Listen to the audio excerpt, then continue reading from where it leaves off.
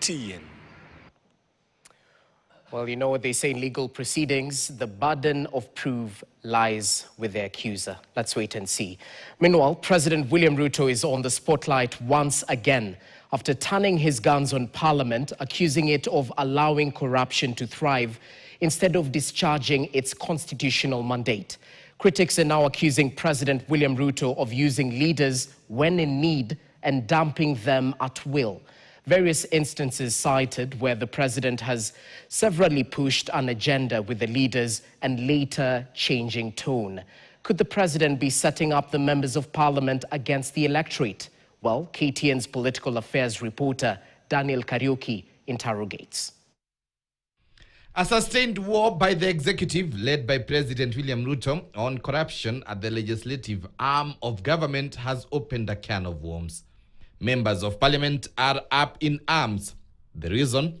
Accusations by President Ruto that MPs were engaging in corruption by demanding bribes to carry out their mandate. They are collecting money in the name of parliament. And some of the time, or most of the time, that money never gets to parliament, it gets to a few people. The sustained attacks started in Homa Bay last week and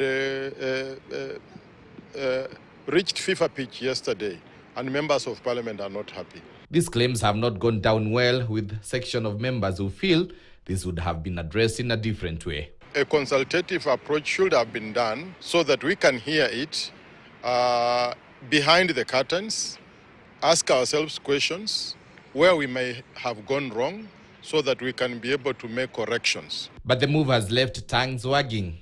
Is the president setting up MPs against the electorate? The departure by His Excellency the President from being a consultative and a participatory leader into sustained attacks on the parliament is raising many questions. He's only complaining now that the wave or the favor or the laws that the things that the parliament is doing are against what he wishes.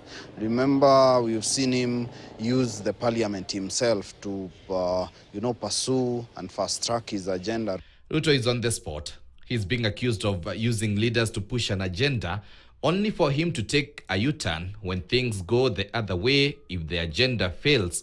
Members of parliament claim to have been used severally and later those pushing the agenda backtrack from it. MPs have severally passed laws vehemently, despite concerns by their constituents who sent them to the National Assembly as their representatives. The MPs passed Finance Bill 2024 only for President Ruto to withdraw it after parliament was invaded. Former Deputy President Rigathi Gachagua had claimed that MPs were being offered 5 million shillings to support an impeachment motion against him. He would later be impeached, and President Ruto distanced himself from the impeachment. Gachagua claimed to have been used by the president to ascend to power. The president was saying that the MPs overruled him. It is common knowledge that those Mount Kenya MPs cannot overrule the president. They do whatever he wants. Is the president using and later dumping leaders? The MPs have agreed to be used. They have agreed to be used to, pursue certain agendas. But it's true, yes, the president,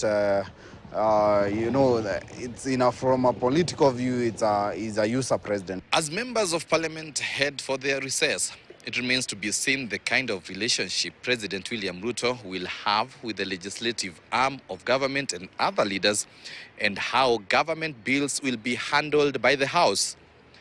Daniel Kariuki, KTN, Nairobi. Thanks, Kariuki. Moving on.